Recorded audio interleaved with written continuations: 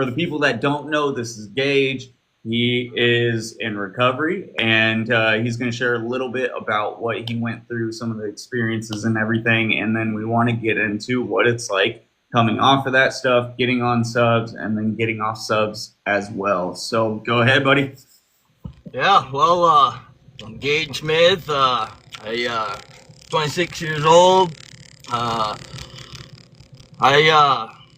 had a good upbringing, really. I remember growing up playing basketball, playing sports all through my life and everything, loving sports all the way up till, I want to say, sophomore year in high school, I want to say. And I was playing basketball and my coach got down and whatnot, so it made me lose all hope for basketball. Well, started, dabbling in a little bit of the green smoke, and it all escalated to partying, drinking, just doing that weekend thing. Yep. And then one weekend I got introduced to I don't know how to put it, the harder stuff. yeah. Yeah. And so that started coming about, and I must have been probably 18 at the time, and my buddy introduced me to a thing called opiates. And at the time I didn't know what opiates was. I really didn't. I wasn't really educated. I knew kind of, you play with them too much. Well, I had the mindset, I wouldn't get addicted, or I wouldn't get addicted. Well, let me tell you, I must have gone on for, a couple weeks, 3 weeks. I was doing them and whatnot, and it happened to be, I lied to you. It was 2 years of just steadily off and on, just going on, off and on the opiates. I never experienced withdrawals. It was about 18 to 22. I never experienced withdrawals because it was when COVID came. Because we had the actual medication, the actual opiate, and you didn't have any, fakes and stuff around at the time. So as soon as COVID came, the borders shut down, Canada shut down and stuff. So obviously things dried up. And when it dried up, that was when I experienced my first, withdrawals at any cost. And I remember it clear as day, laying in bed, and I never experienced it, and waking up out of a dead sleep, wondering what was going on. And then it popped in my head, I need that now. So then we started playing that game. Well, I met this other dude, and I've never touched the worst of, we'll say, H. You can say H, okay. I've never touched that until a couple days after, you can't get nothing, not sick, and then I finally realized I needed something. Well, this guy offered, he goes, well, man, I got this stuff, and it will take your pain away, you'll be all good, you ain't gonna feel nothing. This guy's like, yeah, he'll take your pain away, you won't be sick, and, it's so much cheaper and stuff like that. And I was so sick at the time, I looked right at him and I'm like, dude, I'll take it. I don't want to be sick, and I got to get away from it. At that point, must have been, because it's 2025 now, it must have been 2022. And I wanted out. I wanted to get sober. I was reaching out to you at the time. I think it was, it was, because actually, no, it wasn't. It was, I got on H. I was on to H for 8 months, trying to get off it on my own, and it come down to one night. I was at my ex-girlfriend's house, and I was so sick. I had to come out about it. I had to tell her about it, because it was just, she knew, it was so obvious, she knew. And so the next morning, she took the kid to school, and I sat her down on the couch, and I was sicker than a dog, and I looked at her, I said, I need help. I need help. And so she called her mother. Her mother was goes to church and stuff, so she came down and reached out to someone that she knows in the church that could get me help and stuff. And well, he reached out, he got me into a detox, and I went to detox. I got sober. I went to rehab for 3 months. It was, and I think it was probably 2023 now. And when I got sober after 3 months, I started going out, being around, out in the environment and stuff, and riding around and going hunting and stuff like that. Well, I got riding around with the wrong person. I didn't think anything of it, and I ended up getting in the vehicle with the wrong person. He goes, hey, I got a real P. and it happened to be a blue, and I didn't know that they were fake because I just got out of rehab, so I wasn't all on the internet and all that, seeing all the fake stuff, because like I wasn't oblivion about it, because like I was all on the edge for a long time, so I wasn't playing with the opiates. So Right. he introduced me to that P. He's like, "Oh, it's real, and I can get as many as you want." And so like I ended up doing a little bit and was riding around, and I'm like, "Geez," I was like, "A little bit, that's pretty good. I want a little bit more." So I did a little bit more, and then So one and when done. so when you got introduced to that, you felt that very powerful feeling of like, Oh, oh my God, this has control over my life. oh Yep. yeah, oh yeah. As soon as we got done riding around in that one, I was hitting up the dealer to get as many as I possibly could, Right. and it was And also you get to the point where you're like, you know what? I don't even care if they're fake. They're doing what I need them to do, Yeah. right? oh, Yeah. definitely, that's right. Oh no, that is right. They're your doctor. They're your doctor.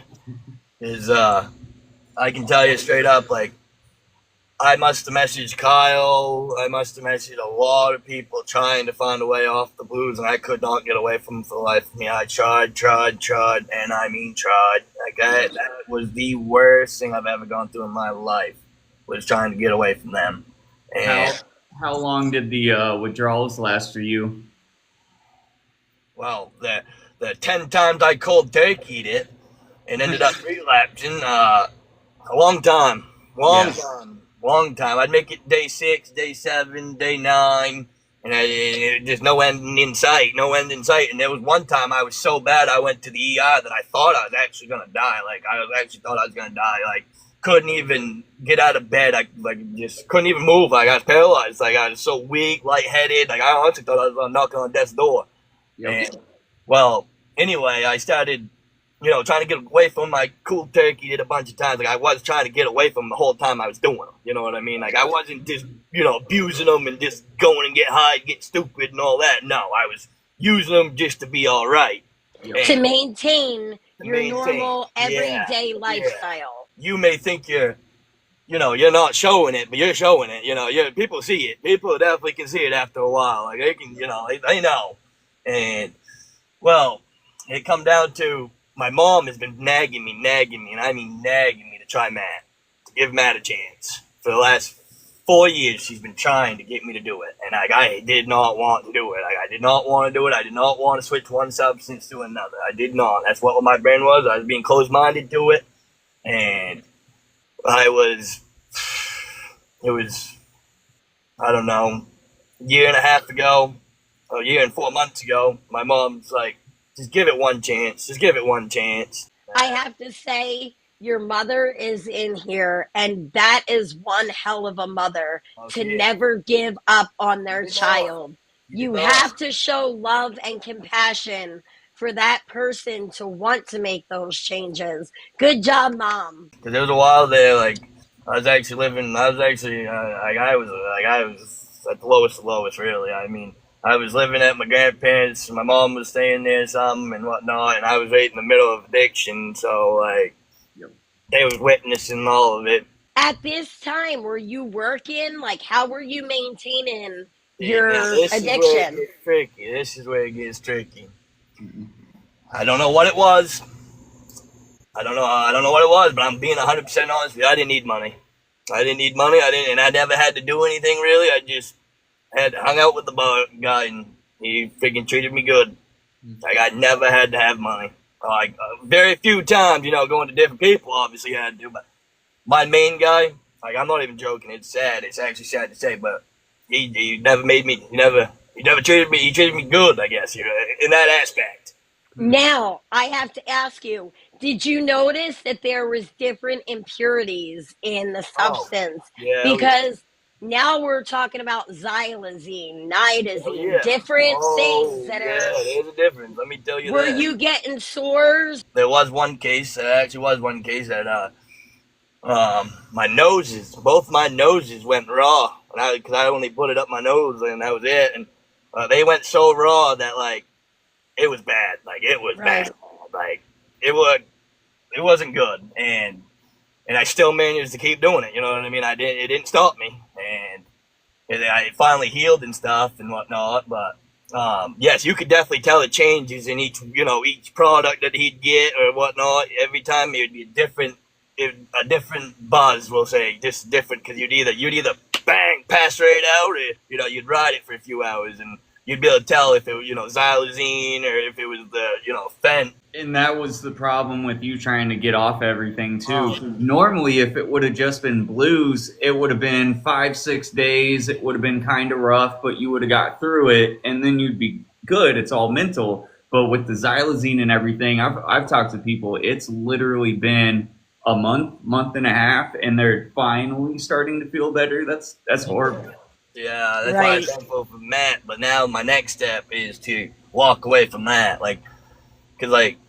but we'll talk to that about in a minute. But yeah, but I will say I will give her the benefit of the doubt. The only one that kept pushing me to get sober was my mother. Let me tell you this about my dealer. The thing was I'd known he was younger than me. He was 4 or 5 years younger than me, and so he looked up to me in aspects and ways because I was a lot older than him, a lot bigger than him. So I just hung out with him. We were good friends and whatnot. So we always rode around and stuff. And I went to his house all the time and just stayed with him. And he'd feed it to me. And if I asked him for stuff, he'd give it to me without a question. And yeah, I'd have to pay something. I'd every now and then throw him something every now and then. But that's just how he treated me compared to a lot of his guys. If anyone's in here listening to this, that is very rare. When you are dealing with addiction, 100%. Normally it's a lot financially, right, Kyle? That's a very odd situation. Don't let me fool you here. When I had money and stuff, I obviously went there. Don't get me wrong here. But when I didn't, it was no problem. It was no problem. He always just, I never had to go, sick. Once in a while when I was ready to quit and he didn't have nothing or stuff, that's when I was sick. But when he was, constantly at it, no, I wasn't sick. But did this affect your relationship? Because earlier you were talking about your girlfriend. Yes. What happened with that? Well, when I reached out and went to rehab, actually, I guess I skipped over that. We kind of split up almost. He wanted me to go through the rehab for 9 months because it was a 9-month program. And 9 months, and the program was right in my hometown. So it was I was I'll go for 3 months and, see how it is, because I don't get me wrong, I believe in Jesus Christ, I really do, but it's a religious based rehab, so it's really they go about it, a little differently and stuff. So it's different to me the way I was brought up, learning about Jesus and stuff. So it was just different. So it kind of made me feel weird and stuff, and to be the youngest one in there, I think the second youngest one was 45 or 43 or something like that.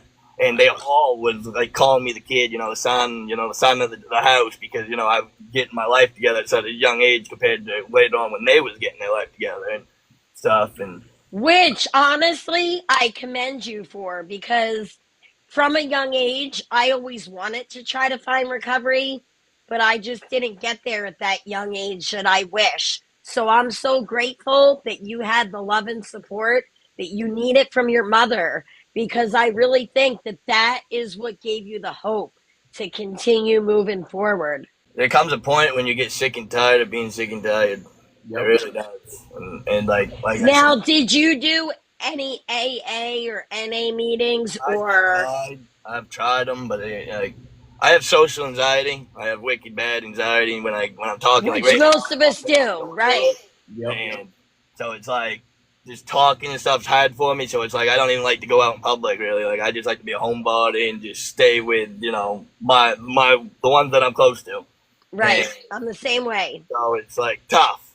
This is the first time I've actually talked on TikTok Live, so it's well, good for you. I'm glad that you're breaking out with us and sharing your story so that others can hear and know that it's possible. Oh, it's definitely possible, because let me tell you, if I can do it, anyone can do it, because I'm telling you what, I didn't even like the sweat from the withdrawals. If I was sweating from withdrawals, I was freaking finding something ASAP. I wouldn't even let it get to the peak withdrawals. Were you using multiple substances together as well? or were you just doing opiates? Just opiates. I never, Okay. the only time I got into like the up was when I first started partying when I was 18, 16, 18 years old. You know, the young age when you actually go to parties and stuff like that. But as soon as I Right. got, you know, as soon as the thing is this guy that had the opiates, the real opiates, he was a cancer patient.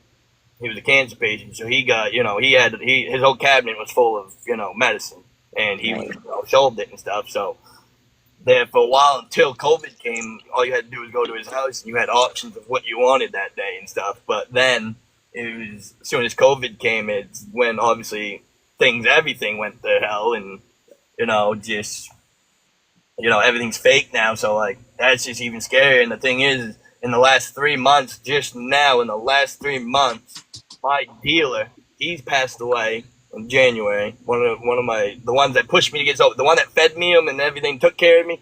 He just passed away in January. I'm sorry for your loss. It is It's sad because hard. he did treat me good and he did push me to get sober. He wanted me to get sober. He didn't want to see me ruin my life. He really didn't. Like I will say that about him. He pushed me to get sober too. He told me many times, I don't want to see you keep doing this. I don't want to see you keep doing this.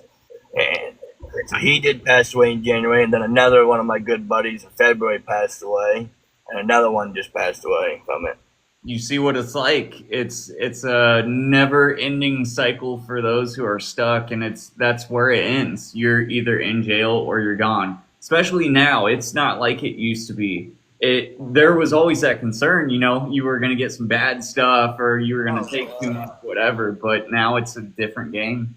Yeah, no, because like the OCs, you know what OCs are, obviously. Yep. That's what I started on, the Those came OCs. from Canada. He never got prescribed those. He got them. He got them from Canada, and so he'd get 100 to 200 a whack. But the price you'd have to pay for those, and the price would be up the roof for him. So you'd just buy whatever you'd have from the cancer and stuff. And, Yep. and I used to pay $1 a milligram, $80 for an 80.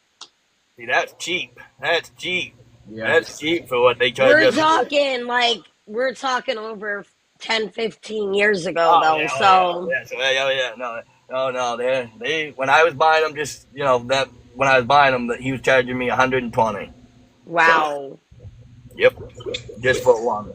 Wow. You had to pay for those. Like you had to pay for those. I was broke. Like I spent a lot of money today. We called him Right. Doctor. Well, that's what I'll call him, Doctor, because that's what we did call him, Doctor. Yep. And yeah, I spent a lot of money. Let me tell you. I grew up lobster fishing and stuff, and that's where all my money went. Since you're in recovery, do you have the love for those things back? Do you like to hunt and fish and do all those things again? Gaining it back. I'm gaining it back. It's just like last year, like with lobstering and the way lobstering has been lately, I had to dig myself out of a hole. I was living at my grandparents trying to get sober, so it's like I had nothing. I didn't have a vehicle, and luckily I got a job with a guy that would pick me up at my grandparents and take me to work and stuff on the boat. So it worked out enough, and luckily it was a really good boat job, so it treated me really good. And I got my wheels and stuff, so I started rebuilding myself last year. As I was rebuilding myself, I got with someone and met them and started dating them, and taking care of their kids, and doing all that, being a stepfather as a stepfather would, and just doing what that, and then just a couple days ago find out she cheated on you, and she's been cheating on you the whole relationship. You just wasted your 1 year, your first year of sobriety on a cheater. That is why it is so important that you not get into a relationship when you're fresh in recovery. You need to use that time to work on you and you alone.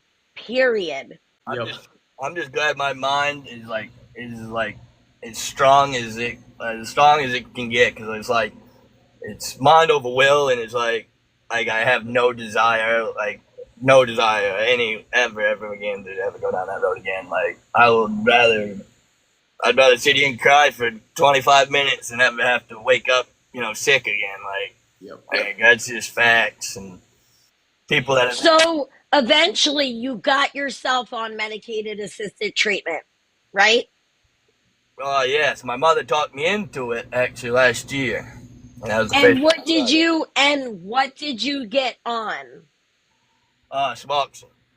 So Suboxone saved my life as well. I was on that for 8 years before I decided to come off because honestly, you want to make sure that your life is stable enough before you start coming off of stuff like that because that's where a lot of people don't understand, right, Kyle? Yeah, and your mom said you fought her on it. What were your What were your reservations? reservations, right? oh, I just didn't like them. I just did not want to switch one substance for another. I did not want it. Did not want to be addicted onto another one. But I But I have a question. Since you got on Suboxone, your life has changed for the better, right? definitely. Oh, definitely. Well, So, I ain't down. so, I ain't down. Don't tell me so, that. I ain't down this boxing. right. So honestly, you can't look at it as trading one substance for another, No, really. absolutely not anymore. Like I said, Right, I was stopping right. at the time. But when we get on to, when we get talking about Matt, I'm gonna tell you exactly on how I feel about Matt and stuff. But like while we're talking through it, I was not about it. You know what I mean? Now, I also agree with mom, to be honest with you. She wants you to stabilize on Matt until and then make the decision to come off. It's a personal choice, but Oh, I it have definitely to is. say, Oh, it definitely like, is. I'm the one that puts it in my mouth. you have to make sure, though, that you're mentally ready Oh for yeah, that that's the thing. change. Oh, that's the thing. My head is it ain't gonna get no more straighter. I can tell you. Like it's like I'm ready to just do the thing. You know what I mean? Like not like just completely cold turkey it and walk away. No, absolutely not. Like that's not what I'm getting at here. Don't do what I But did. like I'm ready to start the process of getting. So, have you ever thought about utilizing Sublocade or Brixadi to come off? That's what I did, and it was very easy and successful. Do you have to detox from subs for a while to Nope. start No. supplementing? So, Sublocade just recently, within the last month, changed their guidelines. You can literally be on Suboxone for 1 hour and get the shot an hour later. You do not have to stop taking your Suboxone. And the best part about the shot is you don't have those peaks and valleys that you do with the subs. You're getting a continuous dose. And that's why it's so easy to walk away from. I got 5 shots in 168 days. I walked away from 8 years of medicated assisted treatment, pretty much withdrawal free. You never experienced nothing, or did you have a little bit mild or I anything? I was mentally prepared. I made sure that I upped my mental health services Yep. because I wanted that additional support. And honestly, the half life for Sublocade is between 43 and 60 days. So it took me until 14 months off of Sublocade to test negative. Okay. Okay. And I really didn't feel it. It's a very gradual decline. Okay. So hold on, because we're getting ahead of things. How long have you been on subs? Since I over a year and 4 months now, I think. Okay, yeah, that sounds about right. I was trying to remember whenever you first hit me up. Um, Well, I hit you up long before I ever got on subs. yeah, I it hit you up was. It when I was was. doing blues and trying to get away from the blues. And Yep, it was way early. that didn't wake up very good. Did Okay, so whenever you got on subs, obviously, so the reason why they give you that first little batch and they say, okay, let's wait an hour, they want to make sure you don't have an allergic reaction to it. So then they can give you the larger amount and make sure you're all good. But being on subs, how do you feel? Like, how are things? Let me tell you this: I mix my days up. I either take 2 milligrams or 4 milligrams. Okay, Like I don't. I've never put a whole tab or a whole strip in my mouth yet. I don't. I haven't done it. I haven't done it. which is good. I do 4 milligrams of two. That is it. Just depends on my Do mood. do you feel like Do you feel like the anxiety or anything is worse being on subs?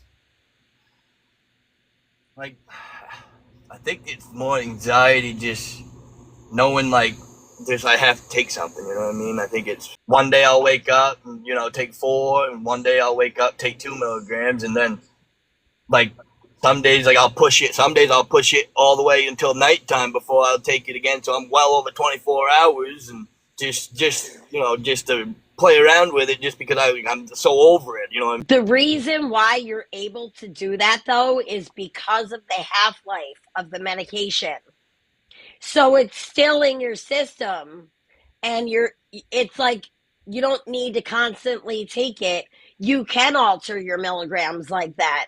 Whenever you go to take those subs throughout the day, do you feel like you need it? Do you look forward to taking it at all? Do you have to think about the fact that you're taking subs? And I dread it. Like I will push it off. Like, don't get me wrong. Like, when I look at the bottle, like I'll put it down and walk away for a couple hours or something, like, and not end up taking it just because like I'm tired of it. You know what I mean? Like, I am tired of it. Like, I really am. But it's just without it, I still get that anxiety. You know what I mean? that's kind of what I was wondering, because whenever you go and move to Sublocade, or whenever you start tapering down, whatever you want to do, it can get a little tricky because you'll start playing head games with yourselves. Even with the Sublocade, I'm not taking something constantly, so maybe this isn't working, and you'll convince yourself you're sick sometimes. So it is a little weird. What are you doing to like supplement the fact that you're on that,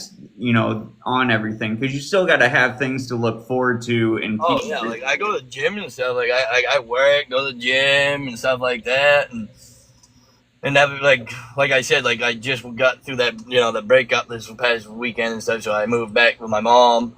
And now I have a question. Did the breakup trigger you in any way to say, you know what, F all this? Yeah.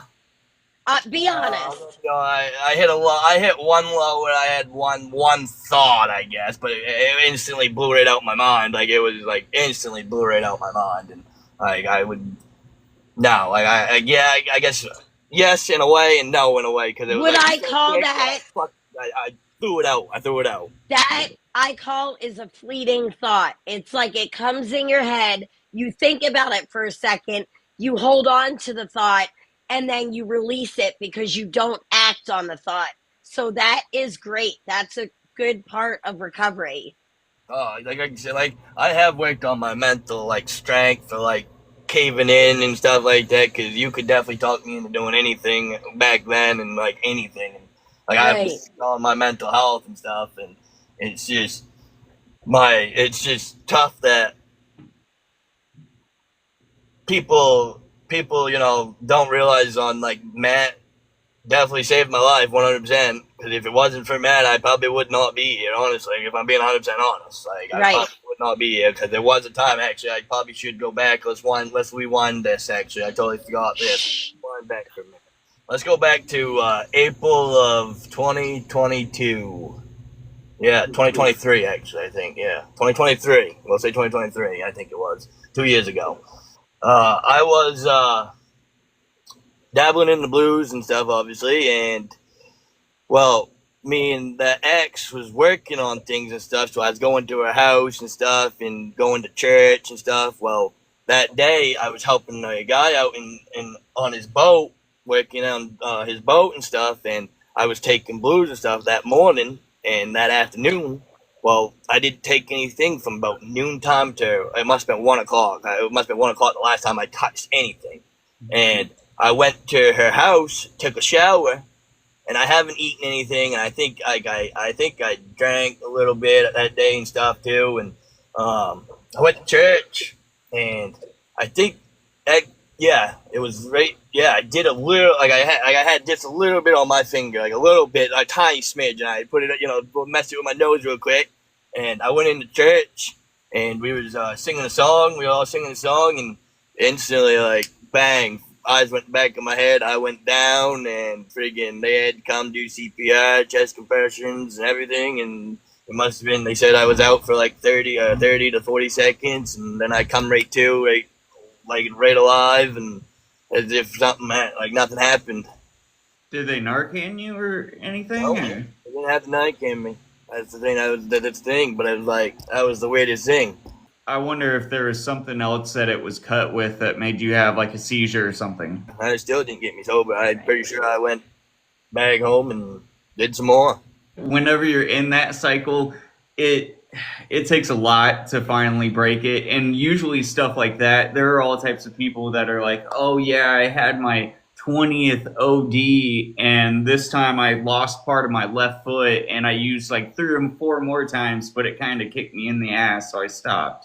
It happens to everybody. You have those bad experiences and it just overrules everything. You just want more. It's always like that. So what happened after that? Like, I mean, I'm guessing, did you go to the hospital trying to figure out what was going on? No? No. I stayed away from the hospital. I woke up, went right back went back to where I was staying, and pretty much just kept doing what I was doing. That's the sickness of the disease. I did It's not want like, to go to the hospital because I was supposed to be clean, and I knew they were going to P-test me, and I didn't want to be, I didn't want to. right. I get it. I've been there They 1,000 had the times ambulance on the way, myself. but I told them no, cancel it. Right. I've done I that. don't even want to touch them. It's too expensive now anyways. Wicked. Yeah, you ain't kidding. No, you ain't lying there. I think it's $500 to even have to see them or something now. So it's like, Yeah. No, and I mean, listen, man, we've all been through it. We totally get it. It's even making that change and getting on Matt. I know obviously you were scared of it. A lot of people kind of are, and it's not changing one drug for another or anything like that. I mean, yes, you are switching up and you're still using something, but it's for a different purpose. And I think that is the thing that kind of locks in your head and it makes it better. So yeah, no, even through all the hard times and everything, you found the way out. I mean, that's good. finally. Right. After a long 8 to 10 year battle of addiction, and like I said, at the beginning of it, 4 years of it, I didn't even know what addiction was because I never experienced withdrawals for the first 4 years because you never had to worry about anything. You didn't have to go without. I was at that age that I constantly had money in my pocket, and it was just never short supply then. But then once COVID came, it was you get whatever you get. You know what I mean? You ain't guaranteed what you're gonna get. So Now, I have a question because I've been out of the game for so long. When you looked at those blues, did they look like legit blues? Like, did you see anything off with them? Or let's be real. It must have been the first month of doing the blues. We all knew they were fake after that. You know what I mean? Like we all knew it was. So it's like we didn't really, care obviously, but we did. Like, did you instantly know that it was fake? Like when you took it, you felt a different sensation? Oh yeah. As soon as I relapsed on that time when I was hunting, going on that ride, and he gave me that little bit, I instantly knew it had. What felt different? I'm just curious. What was different? Just the way it hit me. Just the way it's fent quick. You know what I mean? Just quick. And the bill, it's gonna take a little bit for the drip to kick in and stuff like that. Now you put fent up, you're gonna feel it right away. Yeah, almost instantaneously. Yes, and that's why people get addicted to vent because it's so quick. You come out of a sickness within seconds. You know what I mean? You're better in seconds. Instead of taking a opiate that takes a couple minutes to kick in or something for the drip, obviously, and stuff. And I don't know. That's just how it was for me and stuff. And so it's just, it was tough. It was the toughest battle I've ever gone through in my life. Like, I've never, ever been on my knees begging for God for anything else but to just guide me through it. Just guide me through it. Help me. So you had the seizure and everything. You went back home and kept on going. Yeah, just kept on going.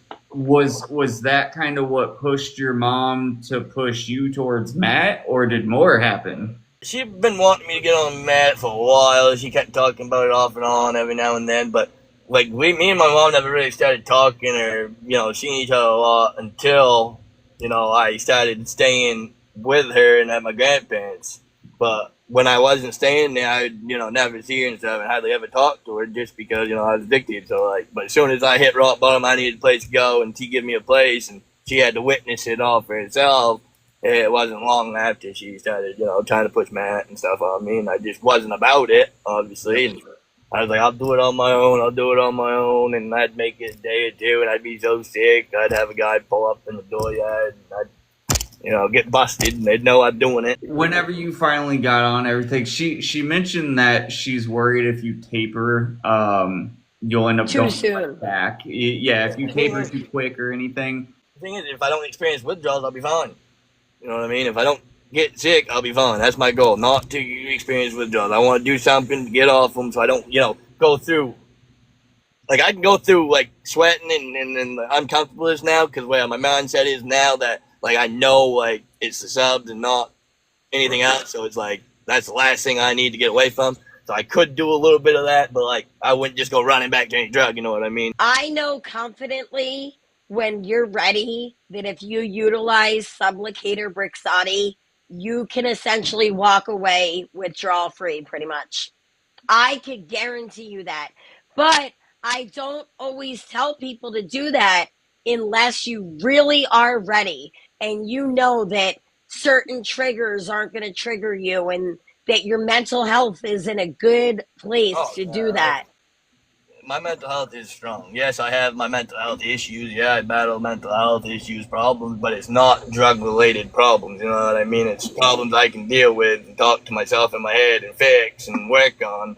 So it's not like I have to seek help or anything like that. It's I work on myself every day. What do you want to do since you are in a good place mentally? Do you want to try and taper, or do you want to try Brixadi or Sublocade? Because there's a give and take to both, right? Because if you're on Sublocade or Brixadi, it's going to be in your system a little bit longer, which to some people that matters.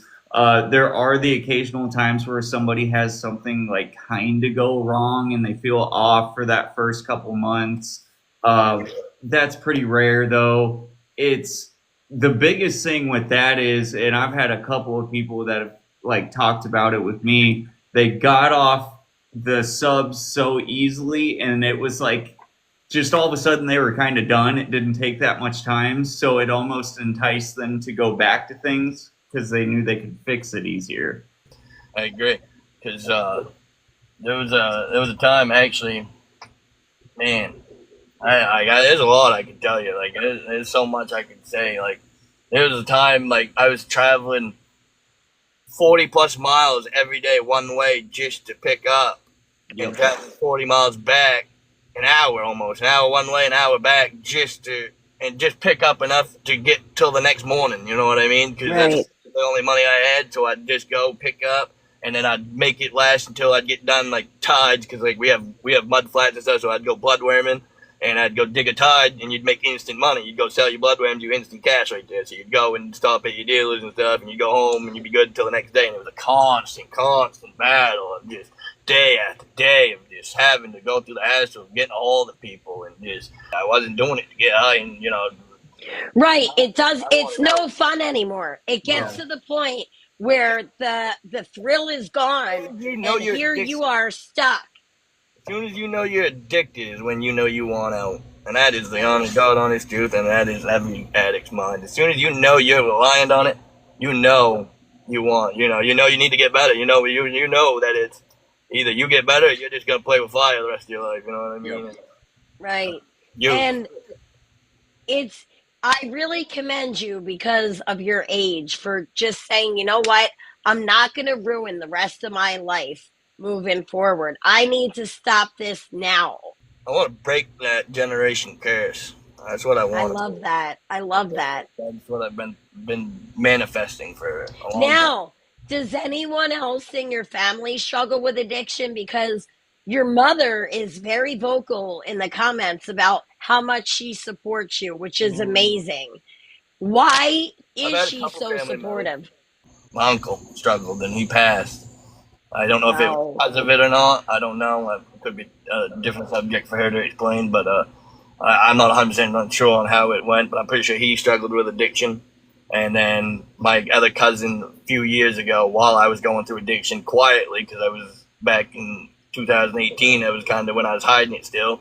It was my other cousin passed away from it. And then, my mom found her boyfriend in the bed, too. I totally forgot about that. He was passed away from an overdose in the bed. Whenever you were dealing with all these people, like, didn't I guess you might not have been super close to any of them. Did any of them having issues kind of like stay your hand at first? Does that make sense? Like whenever you were first starting to use substances, because you said you didn't think it would happen to you, but then all these other people were doing it, never came to mind.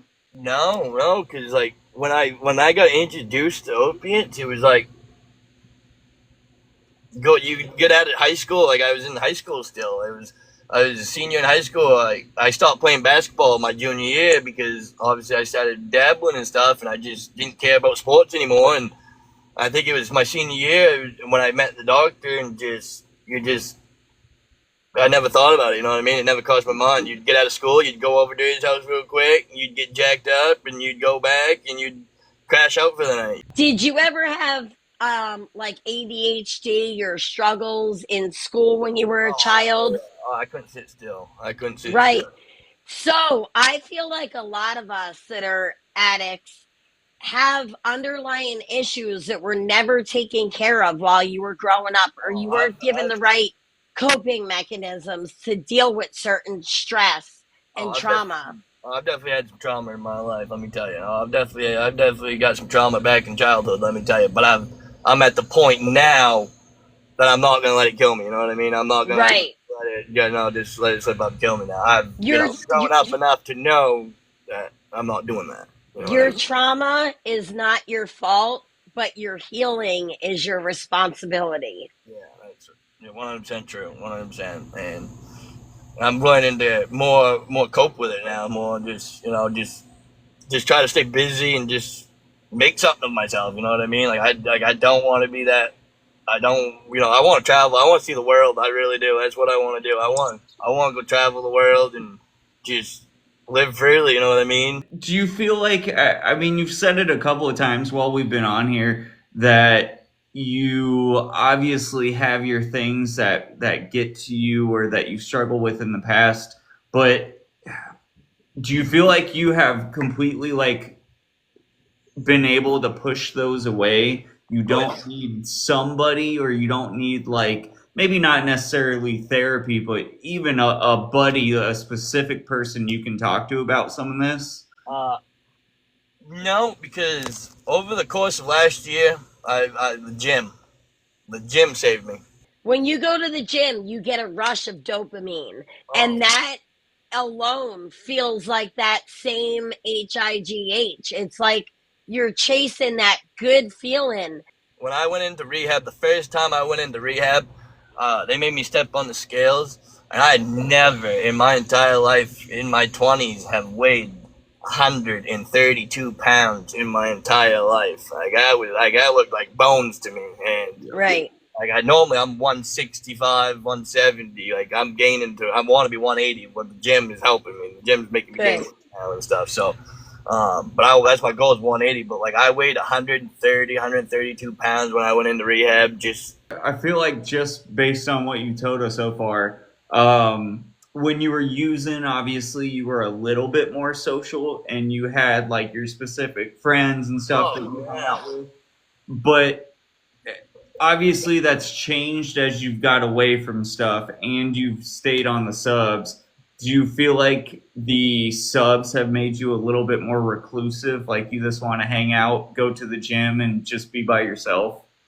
just by doing drugs, it just made me not want to be in public. You know what I mean? So I think it all is social anxiety. A lot of people in addiction, we use substances to make us sociable. oh yeah, And as then soon you as I take, get something in me, you want to hang on? I'll right, talk to anyone. I'll talk you, to anyone. same.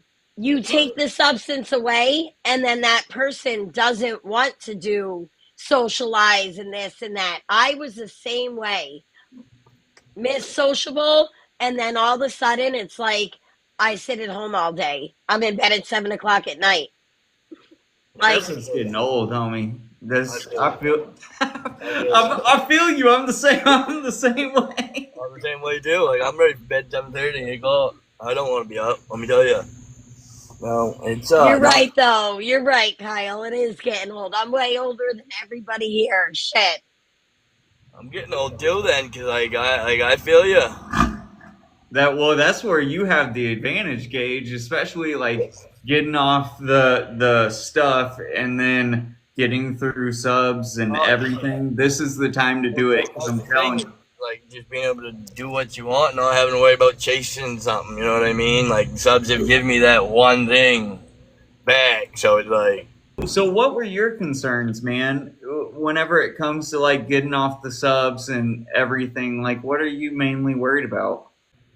just not going through withdrawal. Like if I could just stop the subs and not have to just withdraw at all and just go about my life, I'd be perfect. Be ready to do it. I promise you, message me. I would love that. Even your mother, I followed her back. I would love to have a conversation with her because honestly, I believe that you can do this. I have all the faith in the I, world no, that like you can do this. I'm not ever going back. Like there's no desire. I will never, ever, ever cross my mind again to do it again. Just because, like I see it daily now. Like unfortunately, I'm not saying nothing bad about the situation at all because like I feel really bad. But he's sick and he's living with my mom right now. So like he going through opiates and stuff like that, and he's actually I see resemblance, you know what I mean, in some cases. So it's like, Have you ever been around any substances since you've been in recovery, like seeing something or finding a pill that you had hidden somewhere? Because I know that I've experienced that. there was one time I was at my girlfriend's house and sitting in my truck. I'd always sit in my truck. I'd always be in my truck. And when I was at my girlfriend's house, I'd never go inside while I was in the peak of my addiction. I would sit in my truck for hours. I would just sit there and just smoke cigarettes. I don't know how many burn holes I had in my crotch. Every pair of pants I owned, I must have had 3 or 4 burn holes in my crotch. I don't know how I didn't burn myself. I really don't. I got very lucky a lot of times. And there was one night she come home and I was in my truck and I was passed out and she pulled up, saw me passed out and she thought I had stuff and I did.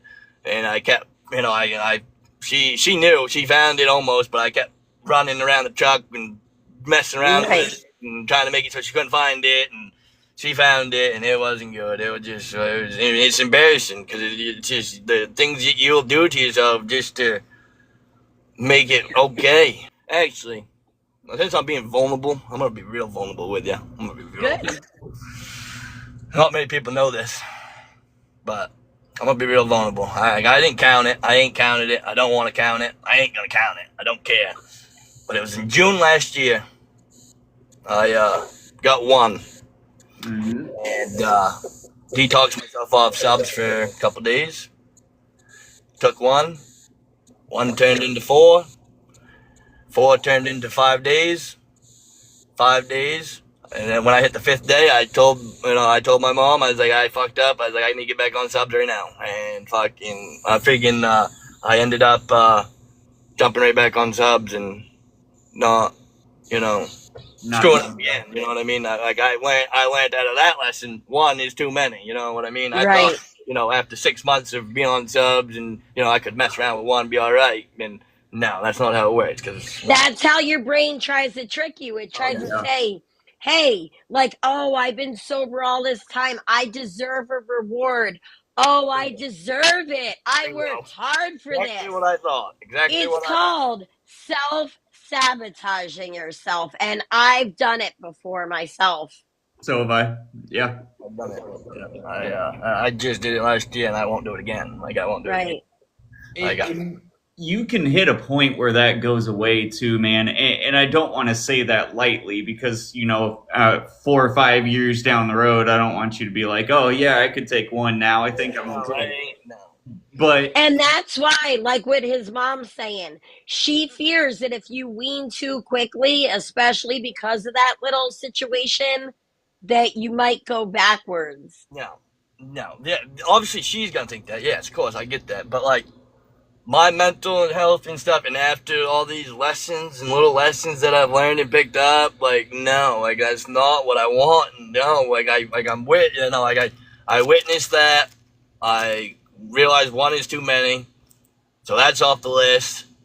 I'm watching, a guy fight for his life, and he's on, pain medication. So like I'm seeing, everything that I was doing while I was Right. abusing it, and so it's like there's another, a check in the head that like you don't, want to be in that situation again. So it's like, no, I'm mentally ready. I am. Like I don't care what anyone says. It's like I'm the one in my head. I'm the one that knows like if I'm ready or not, and like I have no desire in the world to just keep doing. I just want to live a 100% substance free life.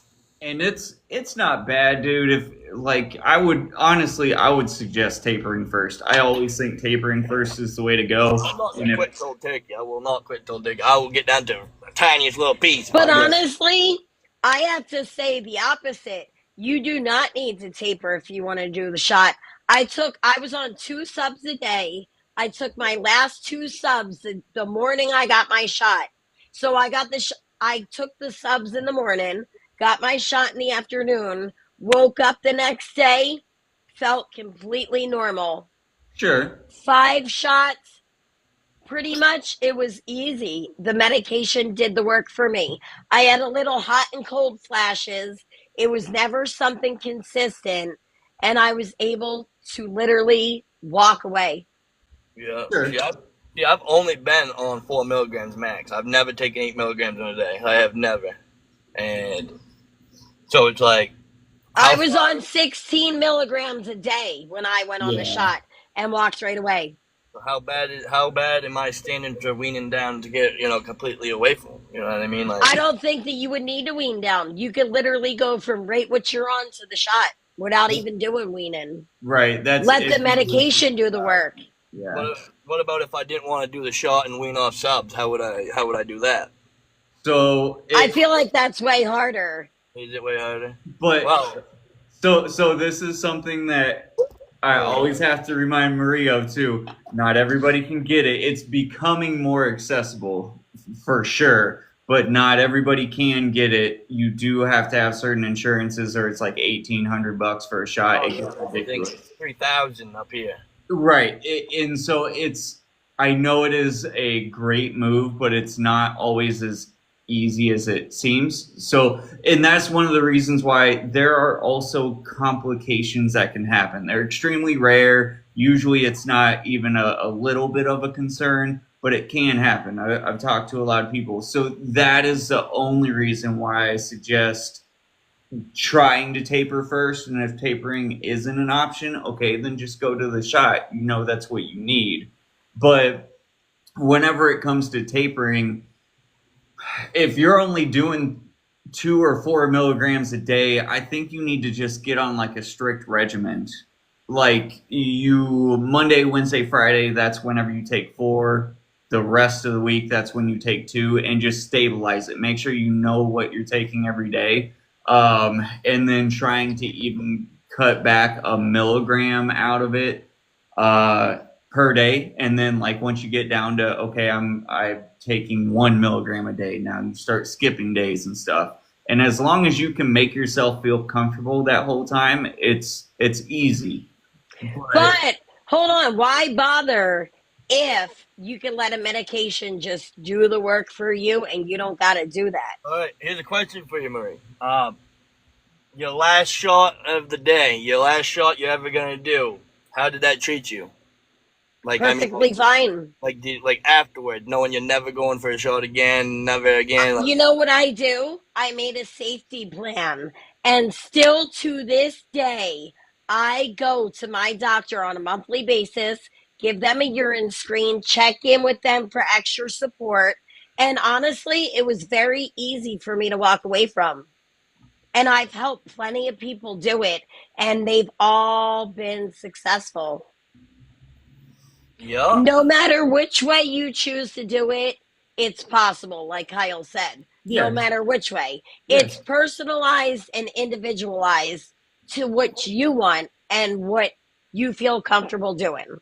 Even if cold turkey was the thing that made you most comfortable, do what you got to do. But I would not suggest cold turkey. I know you see my stuff. It's not, it's not the way to go. Right. I would not recommend that.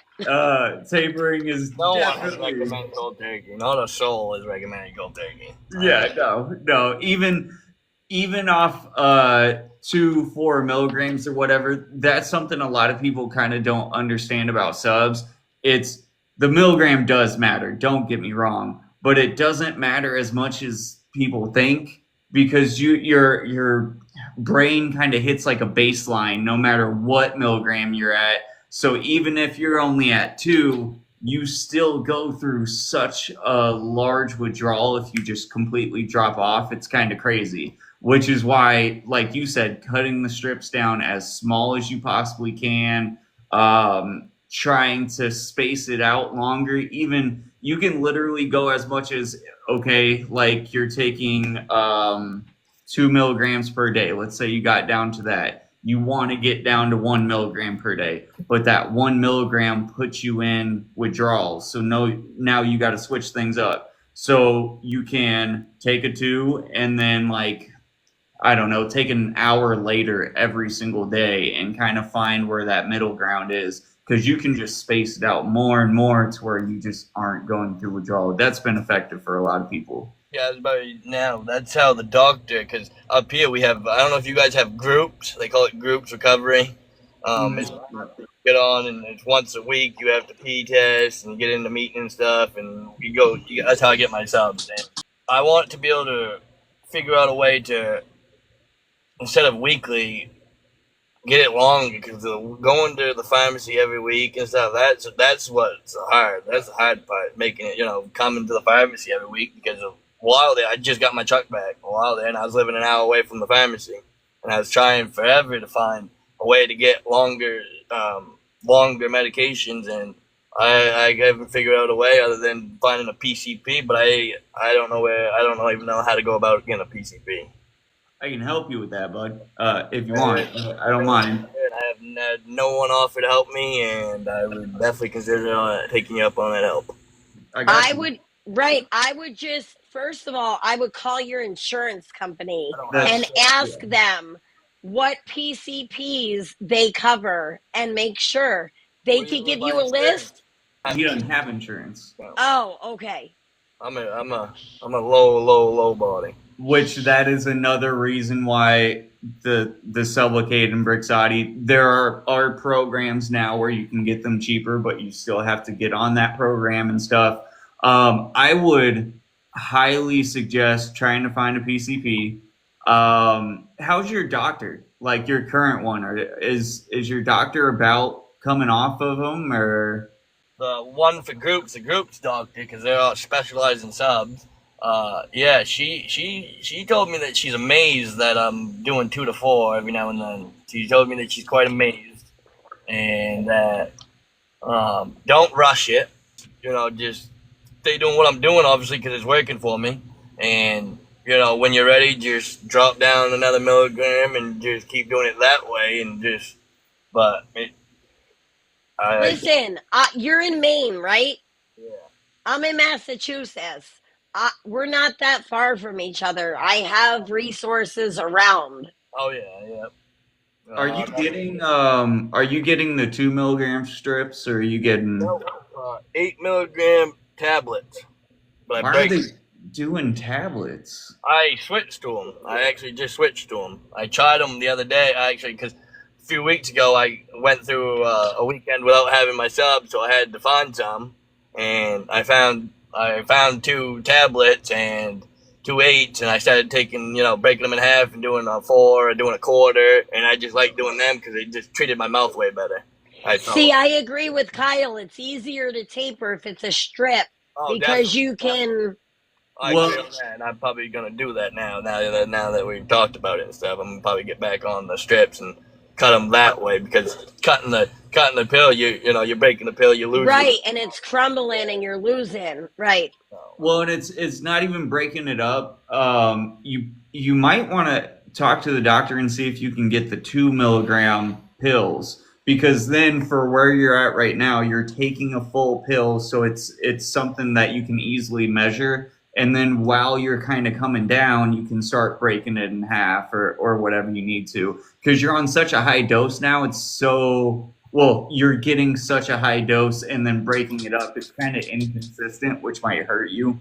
I have to say, we're coming up on time here, right, Kyle? Yeah, we're And getting close. the thing, I just wanted to tell you that I'm super proud of you, especially at your younger age, for doing what you need to do to make sure that you have a successful life ahead of you. So good job. And honestly, Mom, good job for loving and supporting your son. Yeah, Mama, you're doing great. Right. Stuck there, yeah. She definitely stuck there and didn't push me out. Yeah. It's big. She didn't enable me. She didn't enable me in any way possible or anything like that. She just stood there and hoped and prayed that I, got. And that's what you call an amazing mom. Seriously. We appreciate having you on. Thanks for sharing, dude. Thanks for just getting it out there, because I'm sure there are people that are listening now or will listen on YouTube or anything that are stuck too and don't know what to do and don't know what to think. And hell, maybe they got questions about subs. Maybe they're right in the same boat you were. Who knows? And maybe you just helped them out. I'm the most awkward social talking guy you can ever meet. I don't like talking on the phone. I don't like my face on the phone. I don't. Same.